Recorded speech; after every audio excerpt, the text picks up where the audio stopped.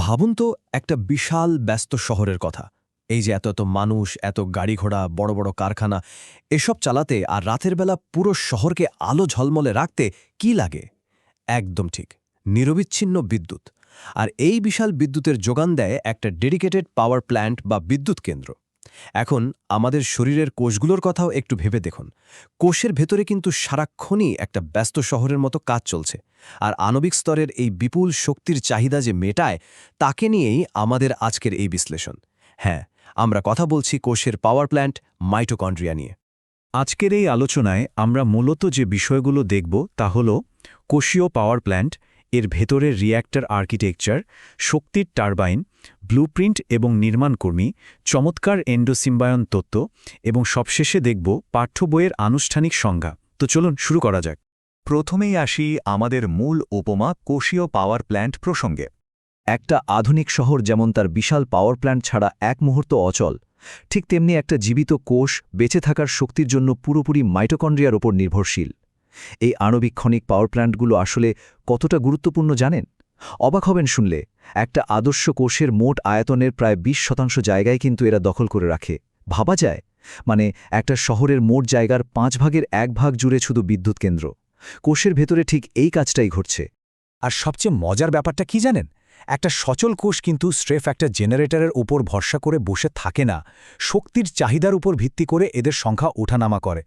সাধারণত একটা কোষে গড়ে ৩০০ থেকে ৪০০টা মাইটোকন্ড্রিয়া থাকতে পারে, কিন্তু ধরুন যকৃৎ বা লিভারের মতো খুব বেশি কর্মচঞ্চল কোষের কথা, সেখানে এই সংখ্যা হাজার বা তার চেয়েও অনেক বেশি হতে পারে। অনেকটা যেন শহরের প্রতিটা ব্লকেই একটা করে জেনারেটর বসানো আছে, যাতে কোনোভাবেই শক্তির ঘাটতি না হয়। এবার চলুন ২ নম্বর অংশে যাই, ভেতরের রিয়্যাক্টর আর্কিটেকচার বা এর গঠন। এখন আপনার মনে হতে পারে, এত ক্ষুদ্র একটা জায়গার ভেতর এত জটিল রাসায়নিক যন্ত্রপাতি কিভাবে সাজানো থাকে? ব্যাপারটা আসলেই দারুণ। মাইটোকন্ড্রিয়া মূলত দুটো মেমব্রেন বা আবরণী দিয়ে ঘেরা থাকে। বাইরের মেমব্রেনটা একেবারে মসৃণ, কোনো খাঁজ নেই। এটা আসলে একটা সাধারণ নিরাপত্তা প্রাচীরের মতো কাজ করে, যা শুধু দরকারি কাঁচামালগুলোকে ভেতরে ঢুকতে দেয়। কিন্তু ভেতরের মেমব্রেনটা, এটা পুরোপুরি আলাদা। এটা মসৃণ তো নয়, বরং ভেতরের দিকে অনেকগুলো ভাঁজ তৈরি করে রাখে। এই ভাঁজগুলোর আসল উদ্দেশ্যই হল শক্তি উৎপাদনের বিক্রিয়াগুলো ঘটানোর জন্য বিশাল একটা সারফেস এরিয়া বা পৃষ্ঠতল তৈরি করা। ভেতরের মেমব্রেনের এই যে আঙুলের মতো ভাঁজগুলো, বিজ্ঞানের ভাষায় এদেরকেই বলা হয় ক্রিস্টি। সহজ কথায়, ক্রিস্টি হল এই পাওয়ার প্ল্যান্টের একটা জিনিয়াস স্থাপত্য কৌশল। এই বুদ্ধিদীপ্ত ভাঁজগুলোর কারণেই অতি ক্ষুদ্র একটা জায়গার ভেতরে শক্তি উৎপাদনের বিশাল সব যন্ত্রপাতি খুব সুন্দরভাবে এঁটে যায়। আর এই ভেতরের আবরণী দিয়ে ঘেরা যে জায়গাটা থাকে, তা কিন্তু একদম ফাঁকা নয়, বরং এটা ঘন জেলির মতো একটা তরল পদার্থে ভরা থাকে, যাকে আমরা বলি ম্যাট্রিক্স। এই ম্যাট্রিক্সকে আপনি কারখানার মূল ফ্লোর হিসেবে কল্পনা করতে পারেন। এখানেই শক্তি উৎপাদনের জন্য প্রয়োজনীয় কাঁচামাল, এনজাইম আর পানি মজুদ থাকে, যেগুলো অবিরত রাসায়নিক প্রক্রিয়ায় অংশ নেয়। ৩ নম্বর সেকশন, শক্তির টারবাইন। আর্কিটেকচার তো বুঝলাম, এবার আসা যাক আসল যন্ত্রপাতির কথায়। ভেতরের দেয়াল মানে ক্রিস্টির গায়ে গায়ে গোলাকার কিছু বস্তু আর অতি সূক্ষ্ম অসংখ্য দানা লেগে থাকে। এদেরকে বলা হয় অক্সিজোম এবং এটিপি সিনথেস। খুব সহজ ভাষায় বললে এগুলো হলো আক্ষরিক অর্থেই এক একটা টারবাইন। কারখানার বিশাল টারবাইন যেমন তীব্র বেগে ঘুরে বিদ্যুৎ তৈরি করে, ঠিক তেমনি ক্রিস্টির দেয়ালে আটকানো এই এনজাইমেটিক টারবাইনগুলো কোষের জন্য প্রয়োজনীয় জৈব বিদ্যুৎ উৎপাদন করে। কারখানার এই ফ্লোরে আসলে বেশ কয়েকটা অতি গুরুত্বপূর্ণ কাজ চলে। এর প্রধান কাজই হল এটিপি বা অ্যাডেনোসিন ট্রাইফসফেট তৈরি করা। এই এটিপি হল কোষের ব্যবহারযোগ্য শক্তির মূল একক বা কোষীয় বিদ্যুৎ। কোষীয় শ্বসনের অত্যন্ত গুরুত্বপূর্ণ ২টা পর্যায়, ক্রেবস চক্র আর ইলেকট্রন ট্রান্সপোর্ট চেনের যাবতীয় কাজ এখানেই ঘটে। আর এই এত সব জটিল রাসায়নিক প্রক্রিয়ার একটাই লক্ষ্য, আর তা হল আমাদের খাওয়া খাবার থেকে সর্বোচ্চ পরিমাণ এটিপি বা শক্তি নিংড়ে বের করা। আমাদের ৪ নম্বর আলোচনা, ব্লুপ্রিন্ট এবং নির্মাণকর্মী। এই পাওয়ার প্ল্যান্ট কিভাবে চলে তার একটা দারুণ চমকপ্রদ ব্যাপার বলি এবার। সাধারণত কোষের সমস্ত জেনেটিক তথ্য বা নির্দেশিকা নিউক্লিয়াসের ভেতরে জমা থাকে।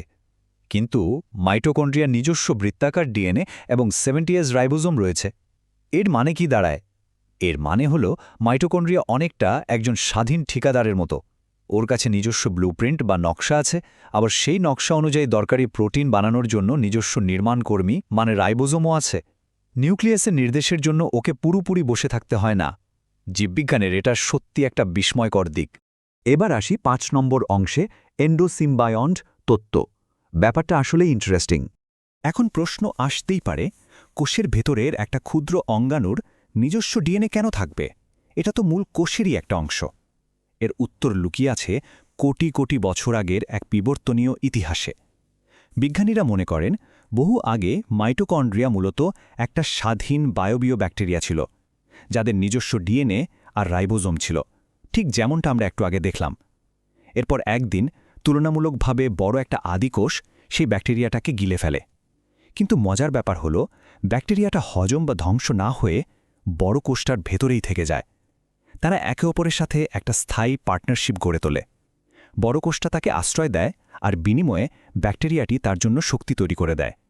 সেই স্বাধীন ব্যাকটেরিয়াটাই বিবর্তিত হয়ে আজকের এই পাওয়ার প্ল্যান্টে পরিণত হয়েছে। দারুণ না?